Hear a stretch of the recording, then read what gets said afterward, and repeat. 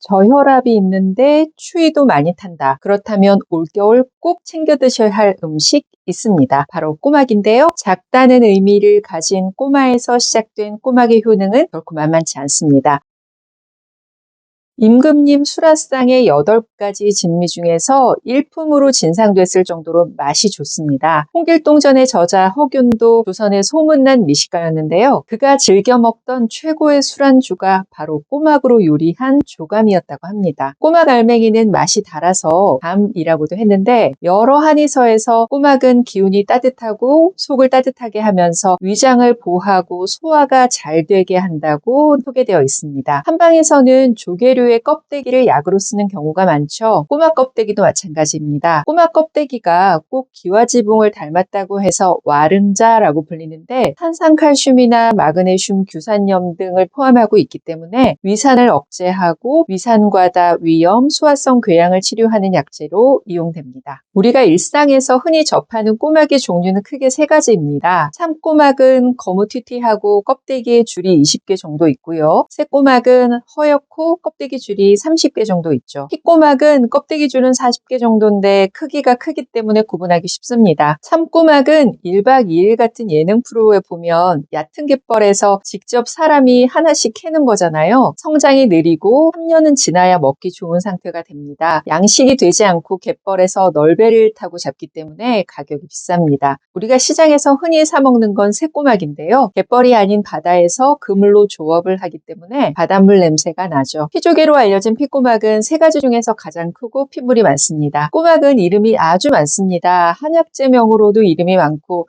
일반적으로도 고막, 참꼬막, 사조개, 안다미조개 등 이름이 굉장히 많습니다. 꼬막의 과거 표준어는 고막이었지만 조정래 작가의 태백산맥에서 현지 주민들이 쓰는 꼬막이라는 표현이 너무 잘 알려져서 지금은 꼬막이라고 표준어마저 변경됐다고 합니다. 꼬막의 제일 중요한 효능은 빈혈을 예방하고 저혈압을 개선하는 건데요. 꼬막은 조개류 중에서 드물게 철분을 함유한 헤모글로빈을 혈색소로 갖고 있습니다. 적혈구를 생성하는 비타민 B12도 풍부하기 때문에 빈혈에 도움을 많이 주고 임산부나 생리 중인 여성에게 특히 좋습니다. 저혈압을 개선하기 때문에 자주 먹게 되면 혈색도 좋아집니다. 고단백, 저지방, 알칼리성 식품으로 영양학적으로 가치가 굉장히 높죠. 꼬막은 따뜻하면서 철분 함량이 높기 때문에 평소 몸이 차고 저혈압이 있거나 철결핍성 빈혈로 창백한 여성들이라면 올겨울 꼬막 꼭 챙겨 드셔야 합니다. 꼬막을 제대로 활용하려면 일반 조개와 달리 입이 벌어지지 않게 삶는 것이 중요합니다. 팔팔 끓여낸 물을 조금 식힌 뒤에 꼬막을 넣고 중불에 삶아내면 되는데요. 이때 주걱으로 끓고 있는 꼬막을 한쪽 방향으로 계속 돌려야 입이 벌어지지 않는다고 합니다. 2번째 효능은 피로회복입니다. 꼬막의 또 다른 핵심 성분 중 하나는 타우린인데요. 타우린은 아미노산의 일종으로 쓸개즙을 만드는 데 이용되고 특히 간 기능을 활성화시켜서 피로회복에 도움을 줍니다. 우리가 약국에서 사 먹는 자양강장제에 타우린이 많이 들어가 있는 이유죠. 거기에 간을 보호하고 간세포 재생을 돕는 베타인이 들어있기 때문에 간 건강과 숙취 해소에 도움이 됩니다. 특히 타우린은 300도 이상에서 분해가 되기 때문에 100도로 끓이는 것으로는 파괴되지 않습니다. 그런데 문제는 수용성이라서 삶는 방법이 길어질수록 빠져나온다는 거죠. 그러니 꼬막 너무 오래 삶으면 안 되고요. 타우린을 효과적으로 보존하는 조리법은 삶지 않고 쪄먹거나 굽는 건데 그렇게 되면 꼬막 알맹이가 너무 질겨지죠. 하지만 영양학적으로는 좋습니다. 꼬막을 일반적으로 삶으셨다면 삶은 물을 버리지 말고 잘 이용하시는 것도 좋습니다.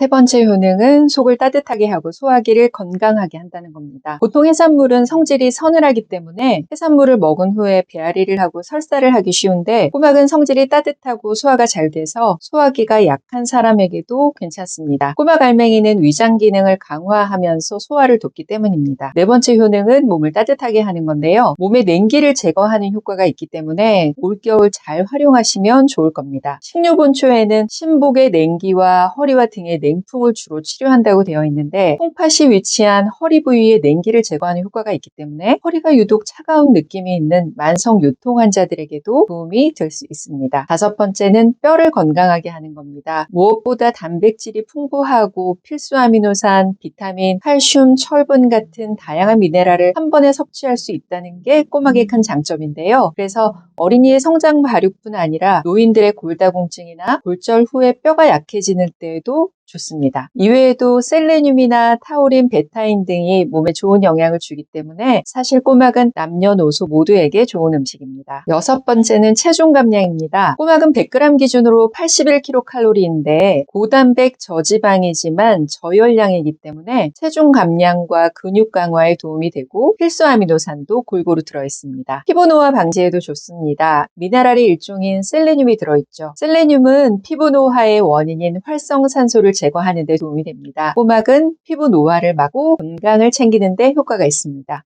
꼬막을 드실 때 주의해야 될 점이 있습니다. 꼬막에 알레르기를 보이는 사람들이 있습니다. 피부가 부풀어 오르거나 설사, 구토, 복통, 현기증이나 심하면 호흡곤란을 유발할 수도 있기 때문에 꼬막을 먹고 이런 증상이 나타난다면 음식을 드시지 말고 진료를 받는 것이 가장 좋습니다. 아주 심한 경우는 양념장을 살짝 찍어 먹거나 꼬막이 담겼던 그릇을 입에 갖다 대는 것만으로도 소감을 느끼는 경우도 있다고 합니다. 또 꼬막을 생으로 먹게 되면 A형이나 B형 간염에 전염될 수 있기 때문에 반드시 조리를 해서 드셔야 합니다. 꼬막은 너무 오래 끓이면 영양 성분이 빠져나와서 맛도 떨어지잖아요. 그 자체에 짠맛이 있기 때문에 소금이나 간장으로 간을 하지 않아도 좋으실 겁니다. 땀이 많고 비만한 체질이거나 몸에 열이 많은 분들은 꼬막 많이 드시지 않는 게 좋습니다. 꼬막 자체가 따뜻한 성질을 가지고 있기도 하고요. 또 몸에 열이 많으신 분이 드시게 되면 기를 막히게 할 수 있기 때문입니다. 3월에서 9월까지는 꼬막을 포함한 조개류에 삭시톡신이라는 마비성 독소가 있을 수 있습니다. 이때는 섭취하지 않는 게 좋죠. 그래서 제철 음식이 제일 좋습니다. 꼬막을 드실 때 마늘을 같이 먹으면 좋은데요. 마늘에 있는 알리신 성분이 꼬막의 비린내를 없애주기 때문이죠. 꼬막을 고를 때는 껍데기가 깨지지 않고 입이 열리지 않은 것을 사야 합니다. 또 알이 굵을수록 맛이 좋습니다. 물결 무늬가 선명하고 윤기가 나도 더 좋죠. 꼬막은 해감이 관건이죠. 꼬막을 흐르는 물에 여러 번 씻어서 불순물을 제거한 다음에 꼬막이 잠길 만큼 물을 붓고